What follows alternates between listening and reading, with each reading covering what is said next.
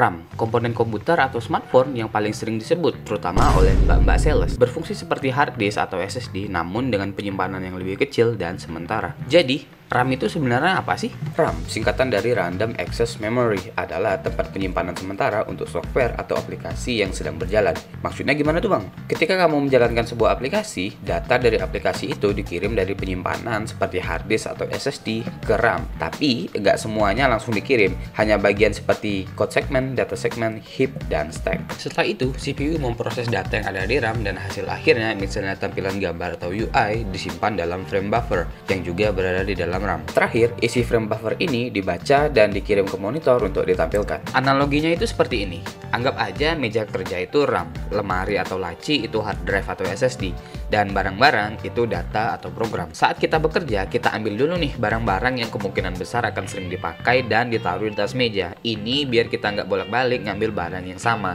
Kalau kita butuh barang yang belum ada di atas meja, barulah kita buka lemari. Kalau gitu, kenapa nggak semua barang taruh di atas meja aja? Jawabannya karena meja punya ruang terbatas, seperti RAM. Dengan sistem ini, kerja komputer jadi lebih efisien dan cepat. Jadi, gampangnya fungsi RAM ini untuk menjembatani data antara drive ke CPU. Karena CPU itu kerjanya cepet banget, jadi dia nggak bisa nunggu data lama-lama dari storage. Secara teknologi, RAM dibagi menjadi dua jenis, SDRAM dan DRAM. Dynamic RAM, jenis RAM yang paling umum digunakan di komputer. RAM ini menyimpan setiap bit data dalam kapasitor terpisah di dalam sirkuit. DRAM perlu diperbarui secara berkala untuk menjaga data. Static RAM lebih cepat dan lebih andal daripada DRAM, tetapi juga lebih mahal dan mengkonsumsi lebih banyak energi. SRAM menggunakan transistor untuk menyimpan data dan tidak perlu diperbarui secara berkala. SRAM biasanya digunakan untuk cache CPU. Untuk melakukan multitasking, perlu RAM yang banyak, tapi seberapa banyak sih yang dibutuhin? Jawabannya tergantung. Jika menggunakan Windows terbaru dan hanya multitasking, 4GB rasanya cukup, dengan idealnya 8GB. Jika gaming dan editing, minimal 8GB dengan idealnya sebanyak-banyaknya. Bagaimana jika menggunakan Linux? Entahlah, mungkin 2GB cukup.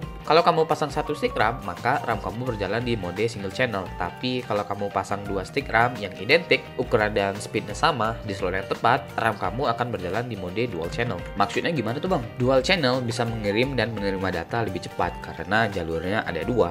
Ibaratnya kayak kamu punya dua jalur tol yang bisa dilewati secara bersamaan. Jadi lebih lancar dan efisien. Ini mencegah bottlenecking. Tapi ini bukan berarti FPS kamu langsung naik 2 kali lipat ya. Ini untuk performa multitasking. Virtual RAM, sesuai namanya, virtual.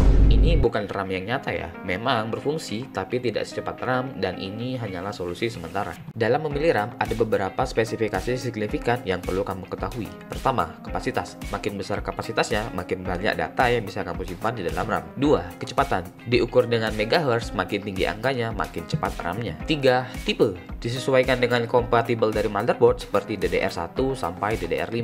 4. Form factor. DIMM untuk desktop dan SODIMM untuk laptop. Jadi, jangan salah beli RAM untuk desktop buat laptop ya. Kenapa random? Apa sifatnya random?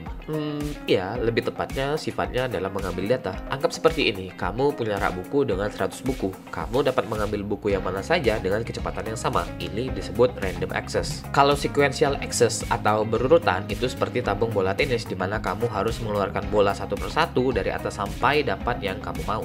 Jadi, bukan berarti data di RAM yang disimpan secara acak, tapi cara mengaksesnya yang acak. Ketika kita sedang mengedit, baik itu video, foto, atau bahkan dokumen, semua perubahan yang kita lakukan sebenarnya disimpan oleh RAM. Asumsi jika tidak ada fitur autosave dan tiba-tiba mati lampu, data atau project yang kamu sedang kerjakan akan hilang seketika. Karena RAM itu bersifat volatile atau mudah hilang jika tidak ada listrik. Jadi, RAM yang besar belum tentu bikin komputer kamu makin ngebut.